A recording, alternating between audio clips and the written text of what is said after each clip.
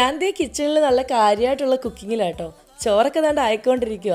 എന്തത്ര കാര്യമായിട്ടുള്ള കുക്കിംഗ് എന്ന് ചോദിച്ചു കഴിഞ്ഞാൽ എൻ്റെ ഫ്രണ്ട് ഇന്ന് അപ്പാർട്ട്മെൻറ്റിൽ ലഞ്ചിന് ജോയിൻ ചെയ്യുന്നുണ്ട്.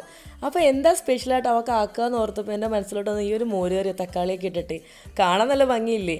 അപ്പോൾ നേടെ എല്ലാം റെഡി ആയിട്ടുണ്ട്. ചോറ് ഞാൻ പിന്നെ ഒരു ക്യാരറ്റ് തോരനാക്കി, പിന്നെ ഈ പുളിശ്ശേരി, പിന്നെ അമ്മ കൊടുത്തയച്ച മീനച്ചാർ, എല്ലാം സെറ്റ്. ഇനി ഈ യുദ്ധഭൂമി നമുക്കൊന്ന് ക്ലീൻ ചെയ്തെടുത്താലോ. ടെൻഡർ ക്ലീൻ ആയിട്ടില്ലേ. അപ്പോഴേക്ക് സൗണ്ട് കേട്ട് വെളിയിൽ ടിങ് ടിങ്. ദേ എൻ്റെ ഫ്രണ്ട് എത്തി, ഇതാട്ടോ അയന. ഞങ്ങൾ ഫുഡ് കഴിക്കാൻ വേണ്ടി നേരെ അങ്ങോട്ട് കയറി. അപ്പോൾ എല്ലാം വിളമ്പിയിട്ട് അവളുടെ റിയാക്ഷൻ നോക്കിയിരിക്കുക ഞാൻ, എങ്ങനെയുണ്ടെന്ന് ചോദിച്ചിട്ട്. അവൾക്ക് എല്ലാ ഫുഡും നല്ല ഇഷ്ടപ്പെട്ട്. ഞാൻ ഓർത്തപ്പോൾ ഇത്രയും ദിവസം ഞാൻ അപ്പാർട്ട്മെൻറ്റിൽ തന്നെയല്ലായിരുന്നു, ഒരുമിച്ചിരുന്നൊക്കെ ഫുഡ് കഴിക്കുമ്പോൾ എന്താ ഒരു ഫീലെന്നറിയോ. ഞങ്ങൾ നാട്ടിൽ നിന്നുള്ള ഫ്രണ്ട്സ്, വളരെ യാദൃശ്ചികമായി ഞങ്ങൾ പരിചയപ്പെട്ടാണ്.